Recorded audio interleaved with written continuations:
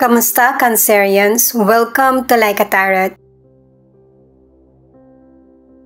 Ano ang dapat i-reset sa buhay mo? Yan ang reading natin ngayon. At saka alamin natin ang message ng mystical cards na pwede ipakita ang feelings or situation mo. Mamaya naman gamit ang tarot cards, alamin natin kung ano ang dapat i-reset sa buhay mo, i-reset sa buhay ng person mo, at i-reset sa sitwasyon sa relationship nyo. Ng person mo, o ng kapamilya, ng kaibigan. Ikaw na ang bahalang tumukoy. Ito munang dalawang cards ang unahin natin. Itong cards na ito ay patungkol sa male na person, pero hindi naman palaging ganun yung kaso. Kasi may babae din naman na lalaki yung pakiramdam or siya yung nagtataguyod sa family. Maliksi na parang lalaki pero babae syempre yung person. Na ang pinapahiwatig ng mga cards, ang pinaka-safe na lugar sa iyo ay ang bahay mo at ang family mo. Hindi mo man matatawag na perfect ang family na meron ka, pero ito yung pinakamahalaga sa iyo. At saka may ilang Cancerian na ipinaparamdam sa iyo ng family mo na sinusuportahan ka nila. Kahit na hindi ka man pabor sa idea ng family mo, pero ganito sila magmahal sa iyo. Hindi ka pwedeng pabayaan. At saka pahiwatig din ng mga cards, yung may mga mangyayari sa buhay mo na kailangan mong umaksyon. At magtiwala ka sa sarili mong kakayahan or abilidad.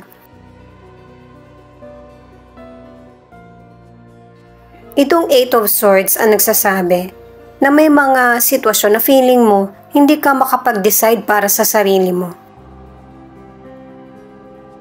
Ito yung dapat mong i-reset na kaisipan na ano man ang sabihin ng family mo or opinion ng iba, ano man ang gender mo at lalong nasa tamang edad ka na, magdesisyon ka para sa sarili mo.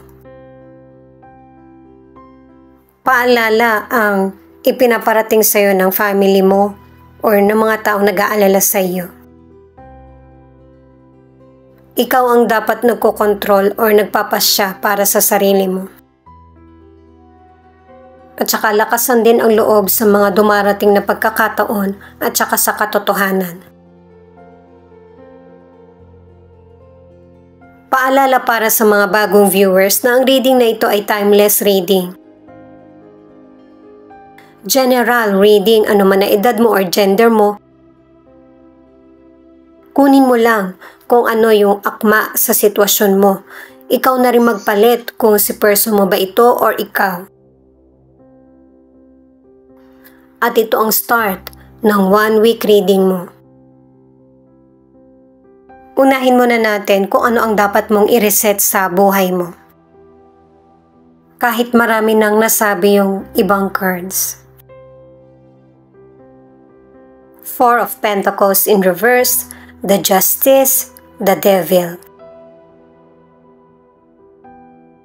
Itong mga cards na ito ang nagsasabi na kailangan pairalin mo na yung nararapat na hustisya para sa iyo.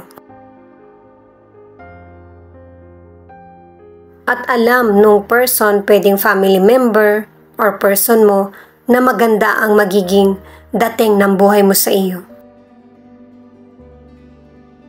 Kasi connected itong mga cards sa mga naunang cards mo. Na meron talagang person na pinipigilan yung pag-unlad mo. Maraming dahilan at saka gusto niya siya yung papanigan mo. Alam ng universe na hindi ito makakabuti sa iyo kaya may mga sitwasyon na nagpapahirap pa o nagpapagulo sa situation mo. Kasi kailangan na ng judgment at ng sarili mong desisyon. Sa career o negosyo, na pagkakatiwalaan ka kasi mabuti yung pag-uugali mo. Pero, importante pa rin na hindi ka nai-stress at yung bang na-overwork. Ito yung dapat mong i-reset para mananatili kang masaya sa ginagawa mo kapag ka hindi nasosobrahan. Ang ilang single, dahil sa ready ka na i-let go yung takot mo or trauma ng nakaraan, matagal nang inihanda ng universe yung person na karapat-dapat para sa iyo.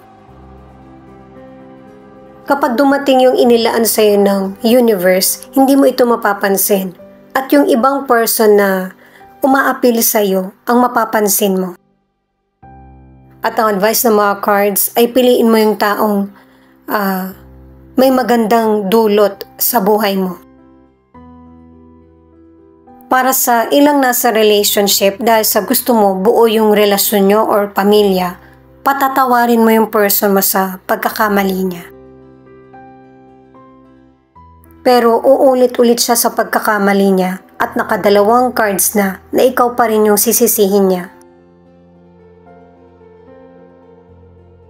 5 of Pentacles, 2 of Pentacles, 7 of Cups. Ito naman yung cards ng person mo. Ang dapat i-reset ng person mo sa buhay niya ay yung matuto siyang mag-control. Kailangan ng pagpaplano at saka tamang pagbalanse. Hindi niya kasi makontrol yung emosyon niya at saka kulang sa disiplina. Kaya nananatili yung problema o nadadagdagan. Ang ilan sa financial ay nagkakaroon ng financial hardship. Temporary lang naman ito na mararanasan mo. At ang kailangan mong gawin ay maging flexible sa pag-handle ng financial na meron ka o dumadating sa iyo. Kakailanganin mo ng reality check para sa mga kailangan mo at hindi.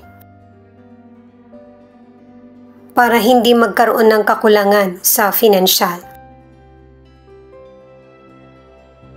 Ang ilan sa relationship, kailangan 50-50 kayo ng person mo. Yun bang merong teamwork sa relationship nyo? Hindi pwedeng isa lang yung nagko-commit sa relasyon. Dalawang cards na kasi yung nagsasabi niyan.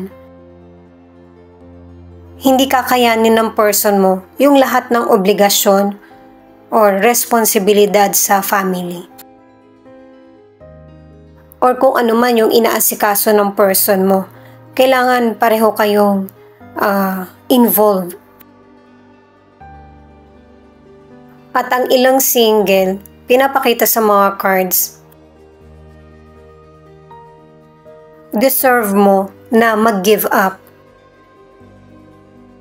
Kung tingin mo, yung person na kinikilala mo, ay hindi mo naman talaga gusto. Maging honest ka sa sarili mo at saka kung ano yung priorities mo. May ilang single na maraming person na nagkakagusto sa iyo. Ang ilang nagkakagusto sa iyo meron ng pag-amin. Pero may ilang person na nanatiling humahanga or tumitingin lang sa iyo. 2 of Swords, 2 of Cups, King of Pentacles. Ito yung cards para sa relationship. Itong mga cards na ito ay pinapahiwatig na ang dapat nyong i-reset ng person mo sa relationship nyo or connection. Yung oras nyo para sa isa't isa. Pinakita na sa mga naunang cards na kailangan ng balanse sa situation o relasyon. Kailangan harapin mo yung katotohanan kasi in the near future, kakailanganin nyo naman talaga ng financial. Pero sa huli, kayong dalawa pa rin yung maghaharap. Kakailangan ninyo ang isa't isa kasi walang gagawa nito in the near future kundi kayong dalawa lang. Kaya sinasabi na sa mga cards na kailangan ng teamwork sa relationship nyo. Dahil sa pareho nyo namang mapoprotektahan ang career, negosyo, or kahit ang relasyon. Pero importante ang balanse. Na magkaroon ng time sa isa't isa o kaya sa binubuong family.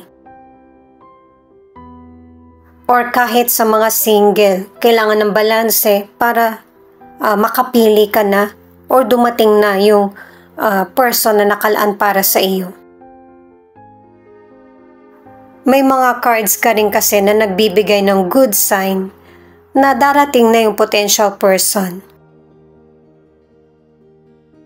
Yung connection nyo ng potential person ay magiging prioridad mo or magiging importante sa iyo.